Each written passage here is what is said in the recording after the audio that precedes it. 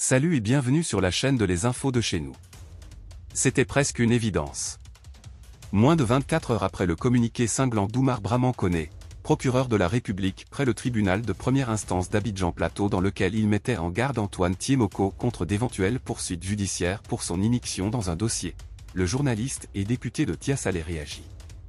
Dans une publication ce dimanche 28 avril, il conteste certains passages de la note émanant du procureur. J'ai lu avec une attention particulière le contenu du communiqué et, je voudrais faire juste quelques petites observations. Commence-t-il. D'entrée, le journaliste apporte des précisions sur la date et les termes qui lui sont attribués dans le communiqué.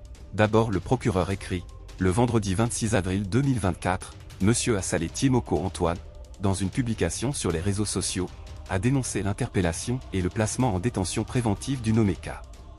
H. Sauf erreur de ma part, la publication en question a été faite le samedi 27 avril à 8h. Il s'agit donc d'une erreur sur la date de la publication.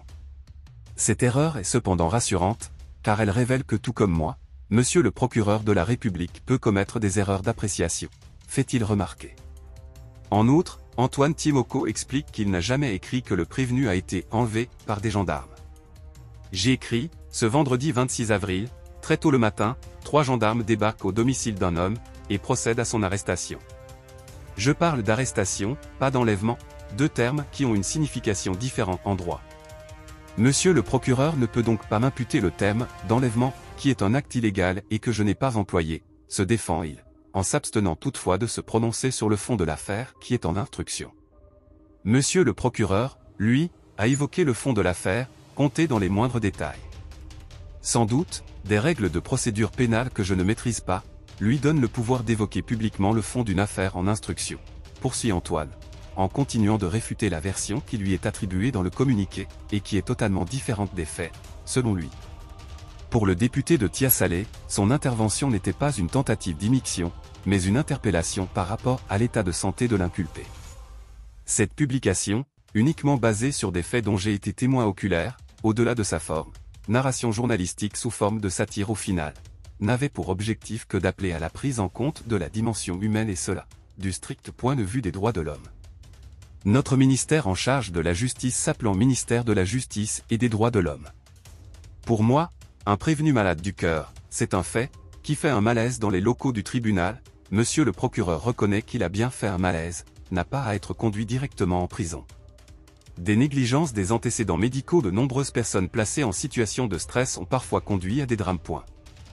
Puis, de terminer sur les poursuites judiciaires dont il pourrait faire l'objet sur la base d'une éventuelle interférence dans l'affaire. De mon point de vue, la menace de poursuite judiciaire proférée à mon encontre dans le dernier paragraphe du communiqué n'était pas nécessaire et n'avait pas à y figurer. Je n'ai jamais prétendu que j'étais au-dessus des lois du fait de ma supposée notoriété ou de ma qualité d'élu.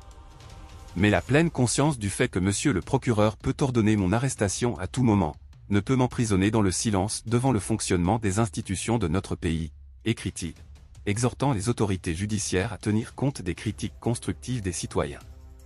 Il rappelle par ailleurs ses prises de position, à plusieurs reprises, en faveur des magistrats qu'il estimait maltraités en raison du peu de moyens mis à leur disposition pour exercer correctement. Quant à ceux qui, du fait de la menace contenue dans le dernier paragraphe du communiqué, jubilent sur les réseaux sociaux et attendent impatiemment mon arrestation pour assouvir les besoins de leur ignorance des réalités profondes du pays, je voudrais simplement leur répondre avec Valentin Feldman, philosophe et écrivain français qui, en 1942, alors que ses bourreaux le conduisaient au lieu de son exécution en se moquant de lui, a lancé à leur intention ce terrible cri, « Imbécile, c'est pour vous que je meurs », conclut-il. Si vous avez aimé cette vidéo, merci de liker, partager, commenter et surtout vous abonner à la chaîne. Et on se retrouve très vite pour une prochaine vidéo.